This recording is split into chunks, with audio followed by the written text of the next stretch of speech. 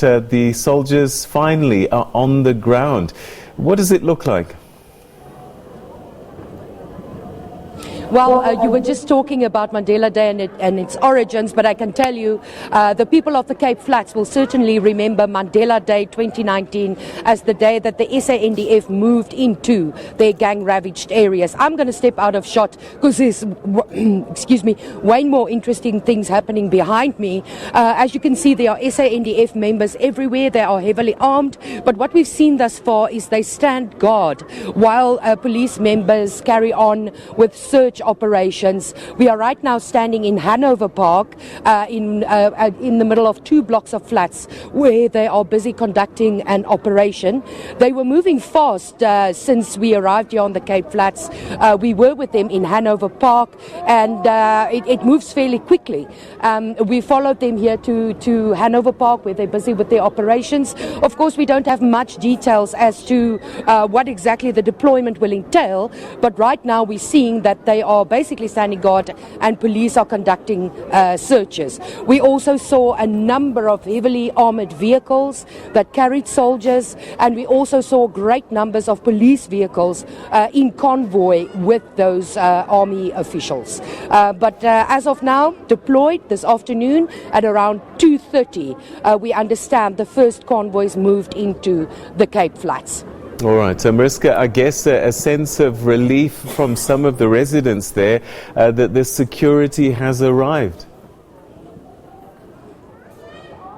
Yes, well, people on the Cape Flats, certainly those that we have been speaking to for many years, in especially these gang-ravaged areas like here in Hanover Park, have been calling for the deployment of the SANDF for the longest time. And I can tell you, about 20 minutes ago when we arrived here, there were people on that corner standing that side cheering as they saw the SANDF vehicles moving in. But in Manenberg, where they performed guard duties, for lack of a better phrase, as police were searching taxis and personal vehicles, we heard a few complaints from 2 people saying that this is not where they should be doing their operations. They should be in the heart of where the problems lie. They shouldn't be searching civilians. But as we don't really know what exactly the deployment entails, you could guess. And part of that, as what we saw is that they're doing stop and search operations. But certainly here in Hanover Park, where we are right now, people have cheered as the SANDF moved in. You can see people are very cheerful. In this particular block of flats where we were, people certainly seemed welcoming. They don't seem scared. They were smiling, they were laughing.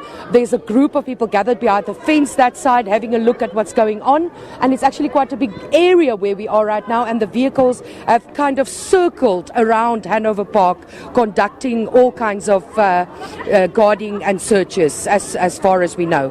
How long they will be deployed for today, whether it will be 24/7 for the next 3 months, we are uncertain at this stage. Certainly the SANDF is keeping mum, the Minister of Defence keeping mum, and also Police Minister Begitele keeping mum on exactly what this will entail.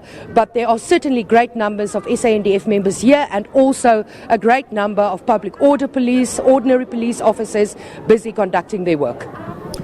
All right, Mariska, we're going to leave that there, but I know that this is a story that will roll for a couple of days at least as we start to see the kind of work that the military will be doing alongside other authorities like the police in trying to calm things down in a really troubled part of our country.